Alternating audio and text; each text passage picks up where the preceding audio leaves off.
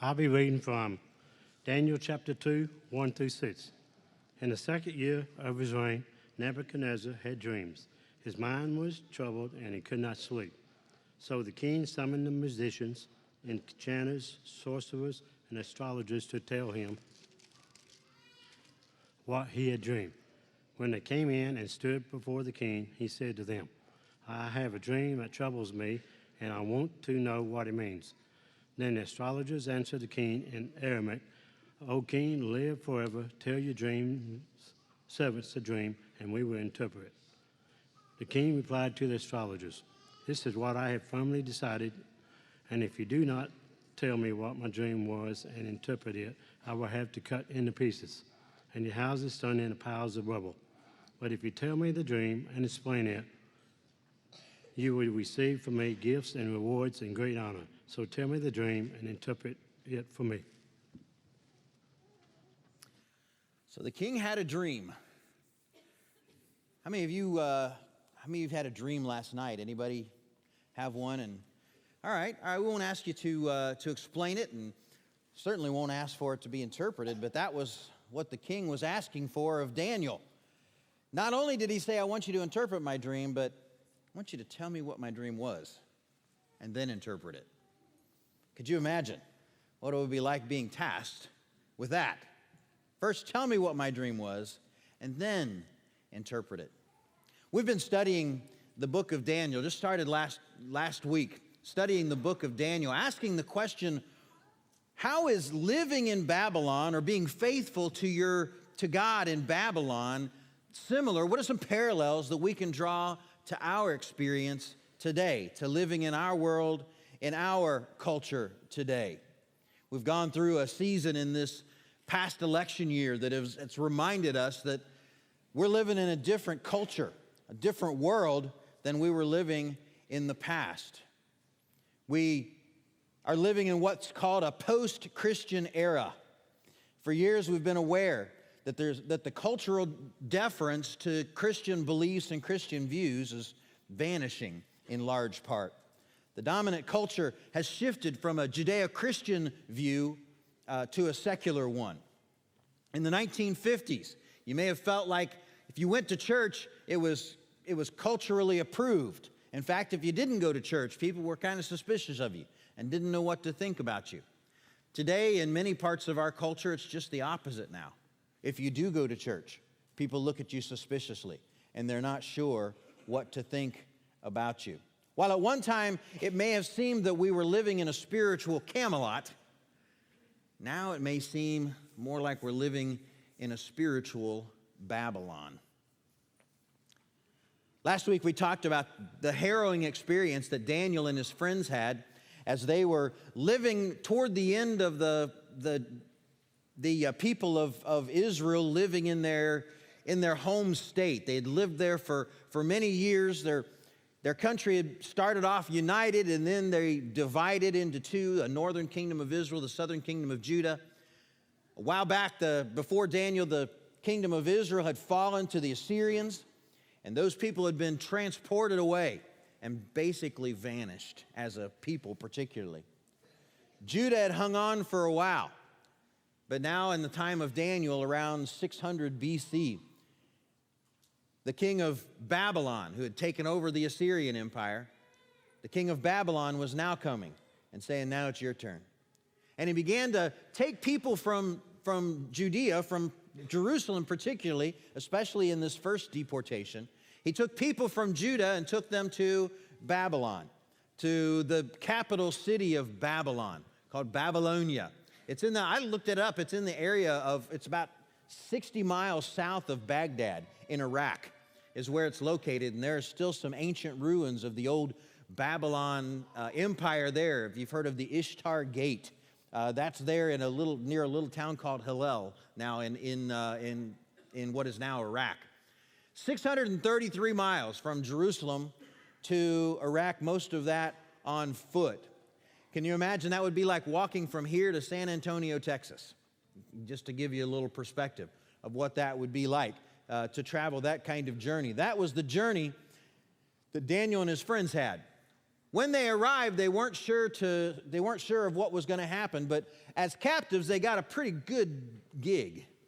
They got a pretty good opportunity that was set before them. They were invited to be a part of a group to see who might be qualified, who might be fit to serve at the king's behest.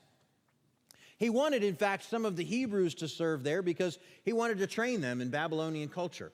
He wanted them to know the Babylonian language, the Babylonian history, their traditions, and particularly their religion. His idea was, if I can train the Hebrews, these Hebrews, these upper crust Hebrews, if I can train them and assimilate them into our culture, I can then use them to assimilate the rest of the Hebrews as they come. That was his plan all along. He wanted to convince them to become a part of the Babylonian culture, and then they would convince others. The message, though unspoken maybe at this time, was clear. Assimilate or die. Become a part of us or be no more. How would God's people survive this? How would they survive this hostile invitation? Become a part of us or die. They had to keep their faith, but in doing so, they knew they would do so at great risk. And so they had to keep their faith and hope that God would show up. Now, in the past, in their history, he had done that. He showed up. Would he do it again? There have been a number of times where people in history have had to stand up to such odds. To stand up and say, I'm just going to be God's person and do what he wanted me to be, or be who he wanted me to be, and let God show up. If you got the next slide for me. One of those men was a man named William Wilberforce. Some of you may have made it to Harding University this last week and got to sit in on a talk that an author named Eric Metaxas gave on William Wilberforce. He wrote this book called Amazing Grace. And it's the story of how Wilberforce, in his role as a member of Parliament in Great Britain, was the lead in an effort to abolish the slave trade in Great Britain. And it was during a time in Great Britain where nobody would even think about it. Nobody even thought of what it would be like to abolish the slave trade. It was entrenched in their culture.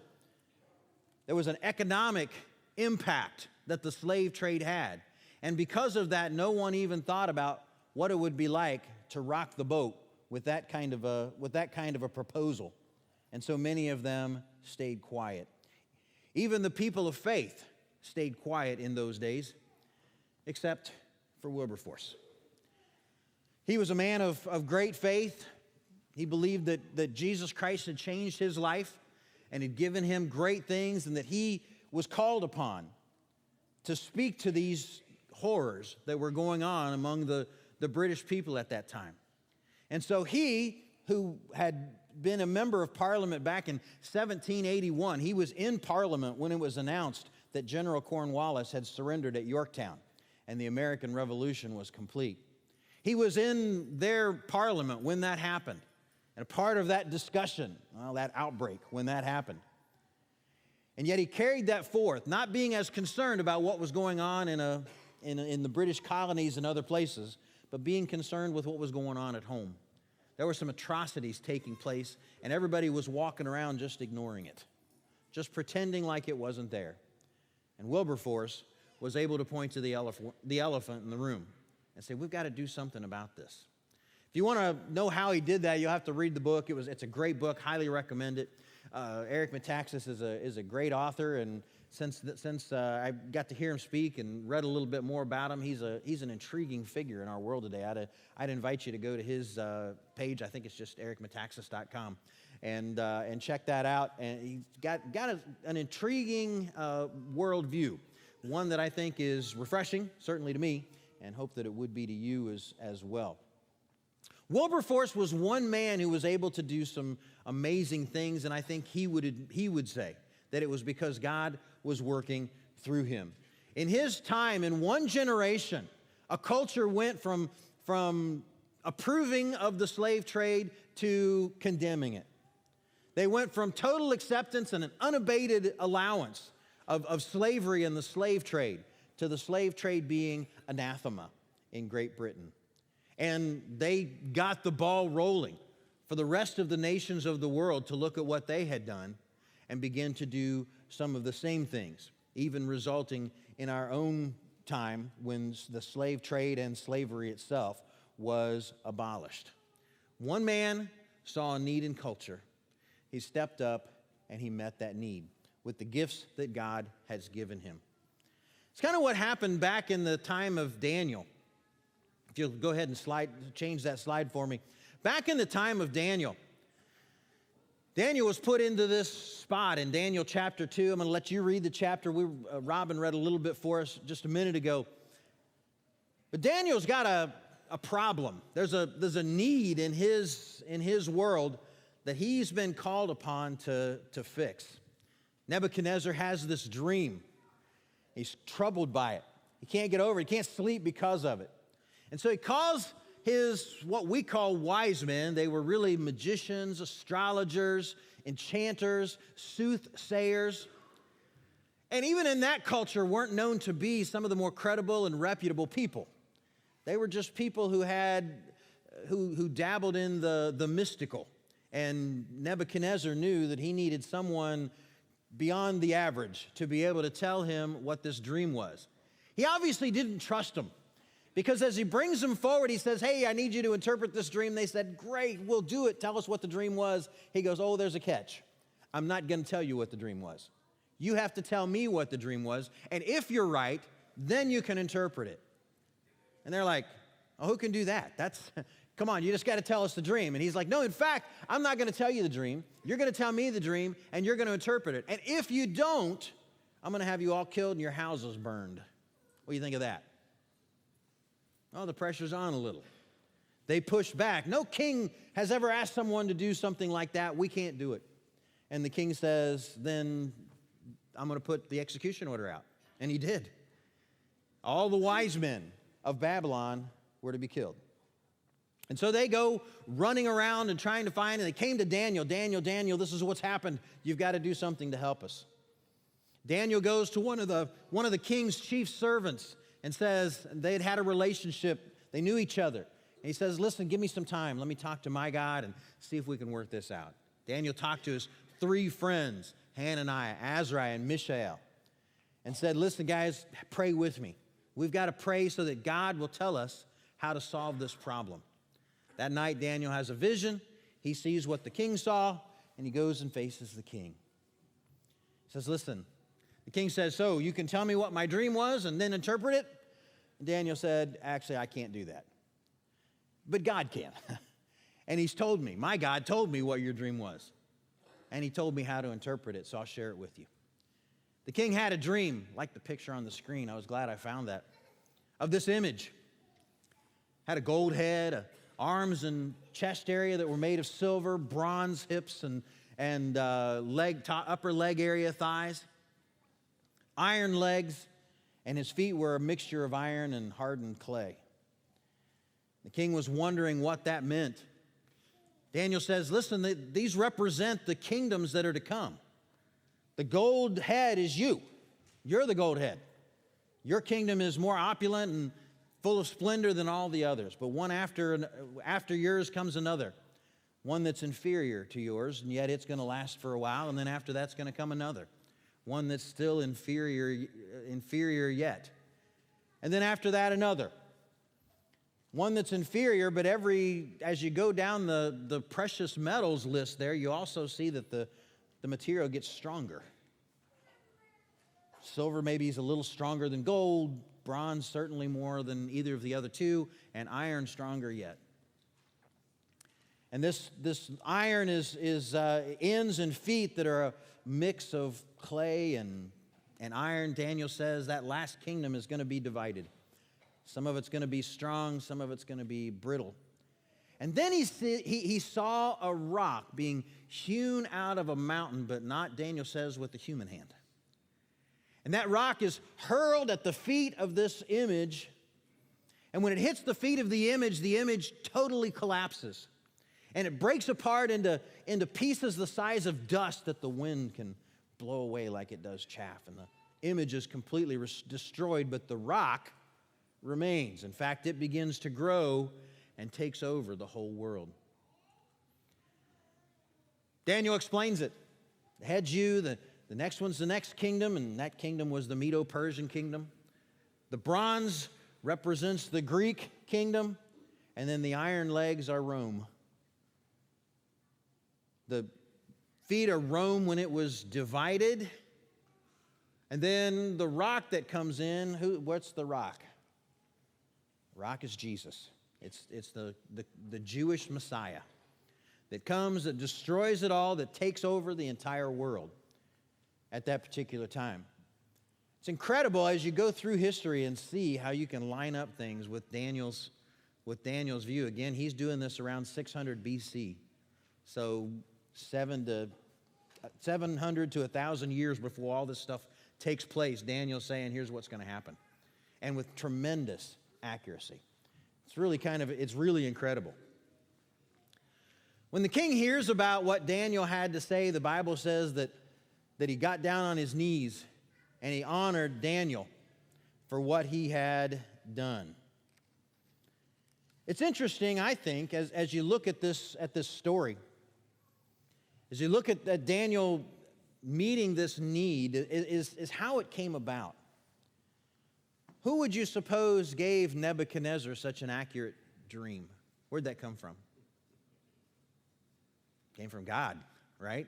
In fact, Daniel says so in the text, that God gave Nebuchadnezzar this dream to tell him of what was to come.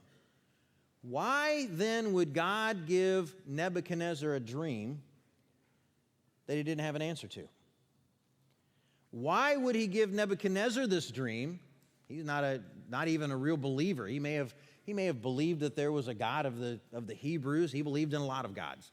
He might have been okay with believing that there was a God of the Hebrews, but certainly wouldn't have thought that this God was special. In fact, what did he do with the items that he took from the temple during the last deportation?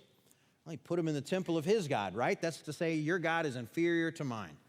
But in this instance, he starts to see that Daniel's God is something special. Daniel's God isn't just a pie-in-the-sky ideal. Daniel's God is the real deal.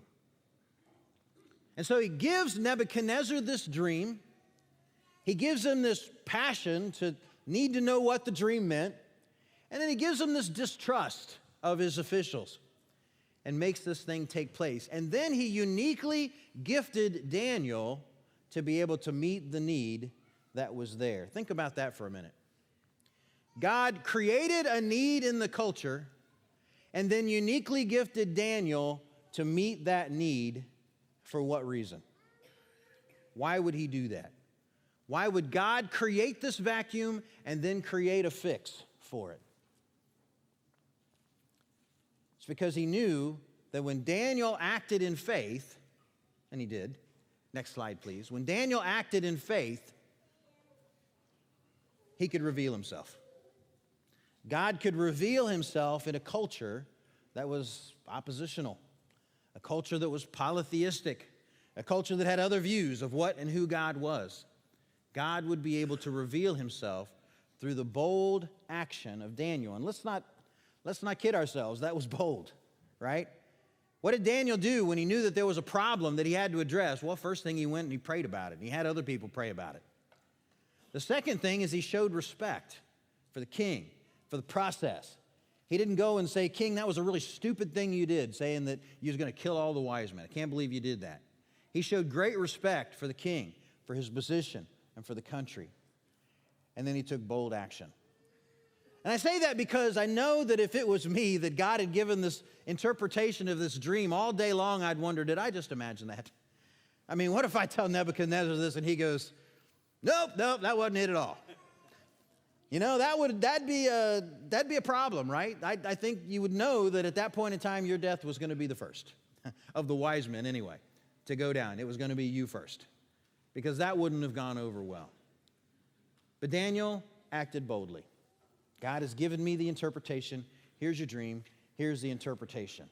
And the amazing thing that happens after that, the thing that I didn't see coming when I read this story again and again and again, and it surprises me every time I see it, is that when Nebuchadnezzar hears Daniel's story, when he hears what Daniel did, Nebuchadnezzar prostrates himself before Daniel, gets down on his knees, and bows down.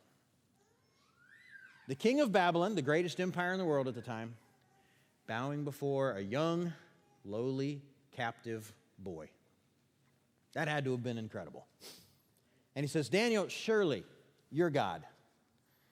This is in verses 46 and 47 of Daniel chapter 2. "Daniel, surely your God is the God of gods, the Lord of kings, and a revealer of mysteries. For you were able to reveal this mystery." God created a need. He uniquely gifted Daniel to meet that need. Daniel prayed, showed great respect, and took bold action. And God was revealed. I think that's pretty incredible. If you go to that last slide, please. I think that's pretty incredible. And we ask ourselves in this, as we do this story, as we tell the story, we're reminded of the story of Daniel and interpreting the dream. How do we bring that to this culture? If we look at the parallels between our culture and living in Babylon, living in our culture and living in Babylon, what then are the parallels to what Daniel has done here? Is it possible that there are needs in our culture that have been God-designed? Is it possible that there are needs in our culture that God has given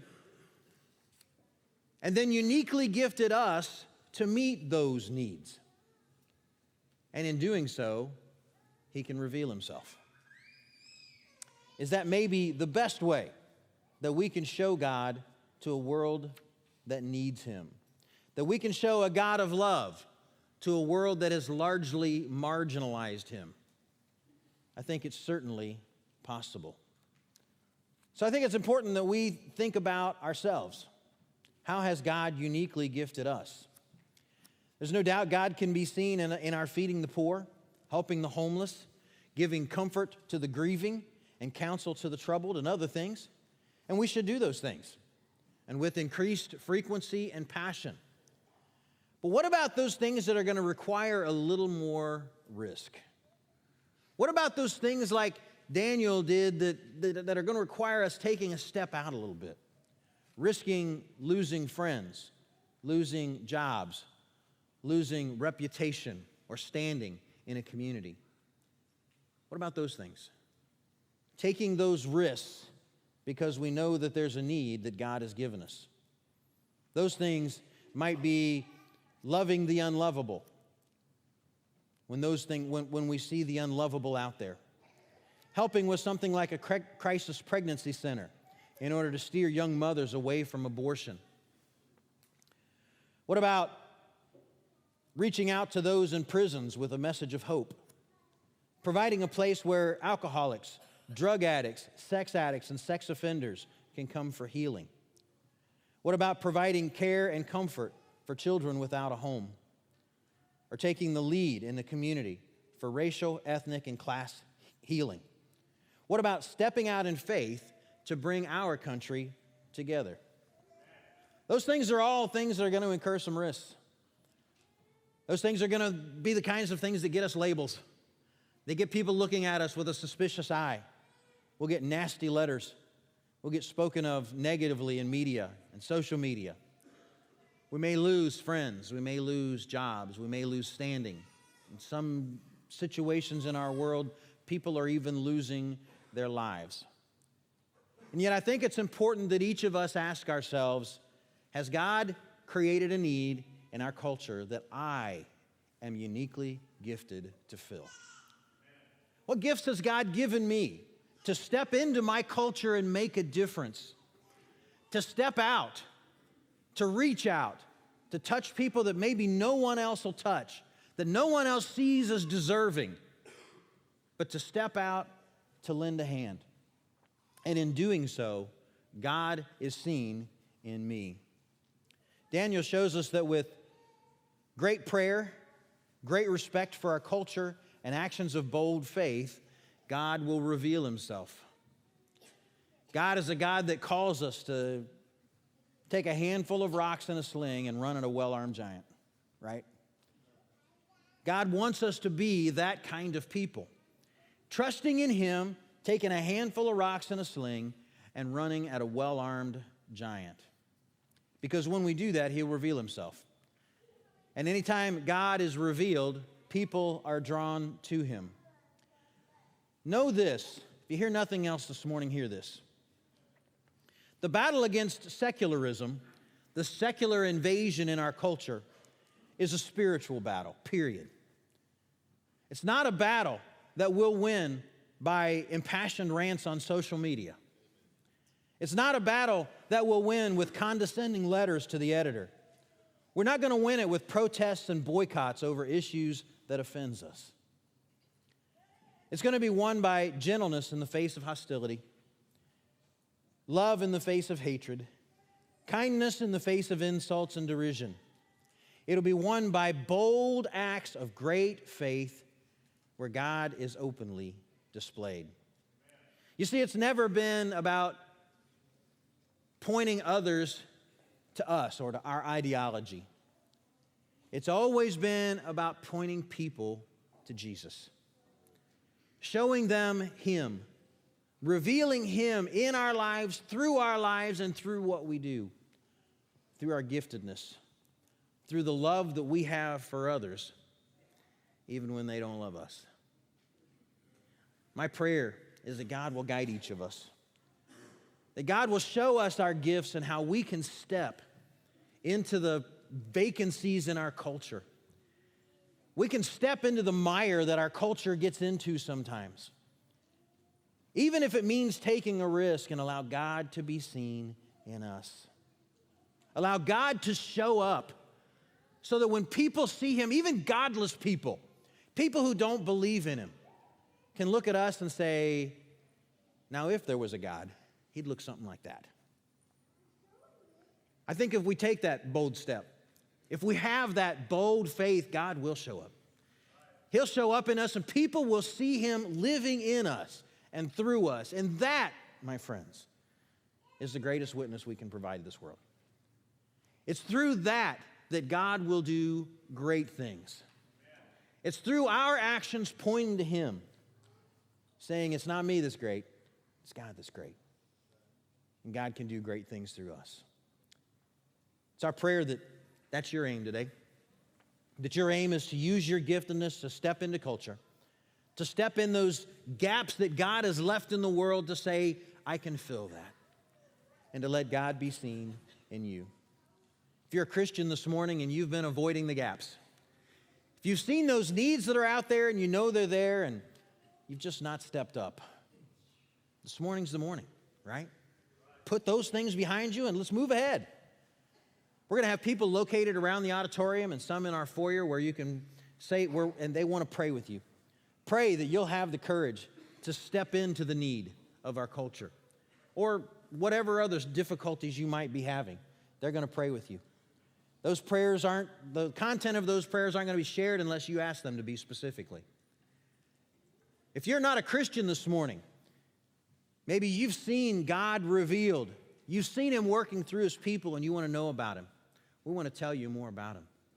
You can meet me and some of the another leader couple in our congregation back in Starting Point, that if you go around this wall right here, it's right there. We'll be back there and be happy to talk with you this morning. Answer any questions you have. If you've not been baptized, and this morning is this morning where you're feeling the prodding of the Holy Spirit to step up, to have your sins washed away and to begin this walk of faith, we want to do that with you this morning too.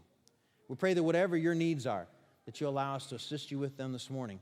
Please let us know. Either one of the folks around the auditorium, or you can come forward and have a seat up here and we'll take your thoughts that way. But whatever your needs are this morning, before you leave, let us know. Let God address them with you and walk away feeling that He's with you and that He's going to be revealed in you. Let's stand as we sing this song to encourage you to do just that. Thou, O Lord, art a shield.